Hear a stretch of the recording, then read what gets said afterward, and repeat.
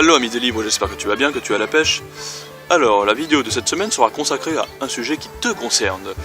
Surtout si tu écris des romans ou des nouvelles de fantasy et de science-fiction.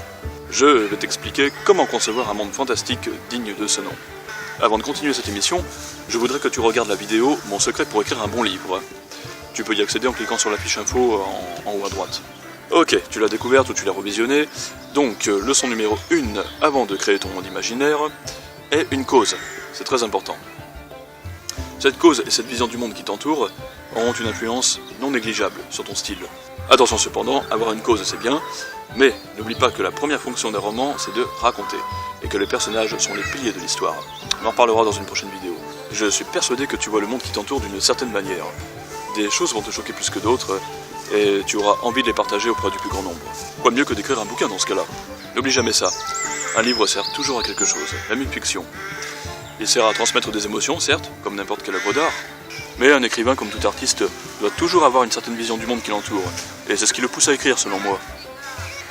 Si les éditeurs, hélas n'est un secret pour personne, voient ton livre avant tout comme un produit, toi, ton histoire, tu dois la voir comme une œuvre d'art.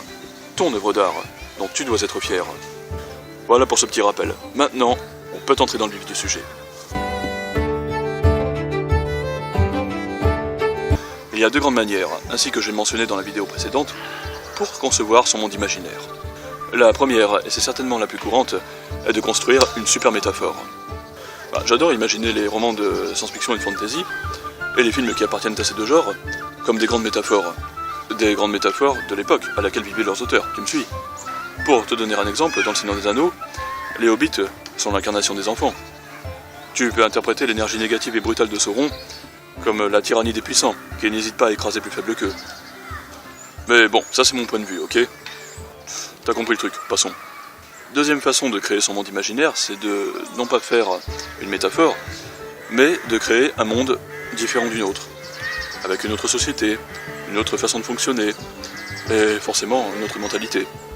Alors là, j'ai envie de te dire que c'est un travail plus compliqué que le précédent, parce qu'il faut être crédible dans le fonctionnement de la société que tu imagines, il faut éviter toute incohérence, et franchement c'est un travail énorme. Tiens, je vais te proposer un petit exercice.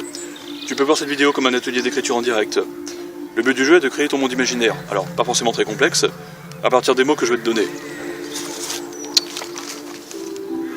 Alors, tu peux utiliser montagne, cité, pèlerin, forteresse, station, vaisseau, navire, statue, or et magique. Je te conseille de mettre la vidéo sur pause pour faire l'exercice dans de bonnes conditions. Tu n'es pas obligé d'intégrer des personnages ou des créatures pour l'instant. Alors je t'empêche pas de le faire bien sûr, mais c'est ce qu'on va voir juste après. Le but n'est pas d'écrire une page entière là, mais de composer un petit texte de 100 à 200 mots à peu près. Sachant que tu dois utiliser au moins 5 des mots que je t'ai proposés. Alors, tu prends un papier, un crayon, tu te remémores bien ce que je t'ai dit juste avant à propos des deux types de manières, et c'est parti. Ça y est, t'as créé ton petit monde imaginaire? Allez, je te lis ce que j'ai imaginé moi. Le soleil se levait sur la montagne, à proximité de la cité. Certains habitants sortaient déjà de leur demeure pour se hâter à leurs tâches du jour. Ils y allaient avec plaisir, même si le travail en question était pénible, car ils savaient que le lendemain, d'autres personnes prenaient leur place. Il y avait un roulement permanent au sein de cette cité. Ses habitants pouvaient accomplir n'importe quel travail, et l'atmosphère citadine était plus harmonieuse que partout ailleurs. Mais ce monde idéal ne signifiait pas que l'art de la guerre était à proscrire, bien au contraire. La cité en elle-même était une forteresse, sévèrement défendue par des archers composites et des tireurs embusqués dans les arbres qui encerclaient les remparts. Un long corridor, entouré de murs de pierre, partait de l'entrée des lieux pour aller jusqu'à la mer. Le port, le navire de pêche, de commerce et de guerre y trônaient, arrivaient ou partaient vers des contrées étrangères. Les vaisseaux de commerce revenaient, les cales chargées de pièces d'or et de pierres précieuses. Je t'ai donné 10 mots avant de faire l'exercice. Bon, personnellement, j'en ai utilisé 6. Si t'en as utilisé au moins 5, c'est bien. Si t'as utilisé les 10, c'est mieux. Et que ton texte comprend entre 100 et 200 mots, eh bien, bravo, parce que t'as réussi l'exercice. nous allons parler un peu des créatures et des personnages. Là encore, même chose, suivant ta vision du monde, tu peux les imaginer comme une incarnation d'un peuple connu, par exemple, ou de personnes de ton entourage, ou encore de personnages historiques qui t'ont marqué et qui t'inspirent. Bref, ce que tu veux. Ou alors tu vas imaginer les créatures et les personnages idéaux qui vivent dans ton monde idéal. Donc leur forme, leur mentalité, leur façon de parler et de communiquer doivent correspondre à l'ambiance que tu as mise en avant en créant ton monde. Donc là, je pourrais approfondir encore plus l'exercice en te proposant une liste de noms de créatures. Mais je ne le ferai pas, parce que j'aurai l'impression d'avoir une influence personnelle sur ta créativité. Donc je te laisse libre d'imaginer les créatures qui n'appartiennent pas forcément aux bestiaires des romans de fantasy ou de science-fiction. Mais tu peux t'en inspirer. Si ce sont des extraterrestres, tu peux les imaginer sous toutes les formes que tu veux. Tu restes très libre. Mais ceci dit, des lecteurs humains... Enfin, je pense que les lecteurs humains sont plus sensibles quant à l'idée de découvrir des créatures qui leur ressemblent. Plus ou moins, si tu vois ce que je veux dire.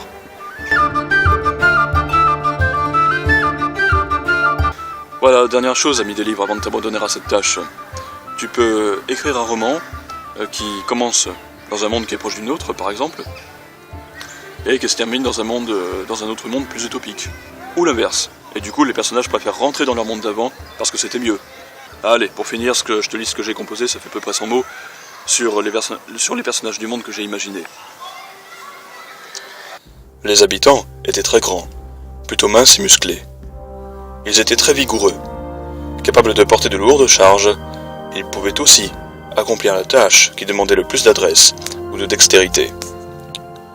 La plupart avaient les cheveux bruns, mais certains étaient plutôt châtains ou blonds. D'autres étaient chauves et avaient la peau noire. Leurs oreilles étaient grandes et pointues. Les citadins ne disposaient pas d'une armée de métier.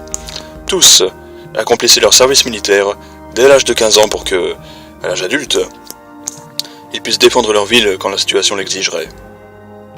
En somme, ils pouvaient manier le sabre, l'épée, la hache et l'arc, à pied, à cheval, ou sur une trirème. Alors, une trirème, c'est un navire de guerre ancien. Voilà, ça devrait te fournir l'inspiration nécessaire pour continuer à écrire en quantité et en qualité. Et bien sûr, avec plaisir. Amis des livres, j'espère que cette vidéo t'a plu. Si c'est le cas, n'hésite pas à mettre un pouce bleu en bas de la vidéo. Et bien sûr, défie tes amis sur les réseaux sociaux avec cet exercice. Abonne-toi à la chaîne si ce n'est pas encore fait. J'ai hâte de te retrouver dans de prochaines vidéos. Je tiens juste à préciser que tu peux m'envoyer ce que tu viens d'écrire à mon adresse mail benjamin.sirette@orange.fr. Tu trouveras mon adresse dans la description de la vidéo. Ou bien le mettre en commentaire juste sous la vidéo. Si tu as des questions, c'est pareil. Soit tu me les mets en commentaire, ou alors tu me les envoies par mail, comme tu veux. En tout cas, je prendrai le temps d'y répondre. Je te souhaite une très bonne continuation et un bel épanouissement dans tes aventures littéraires. C'était Benjamin. Ciao.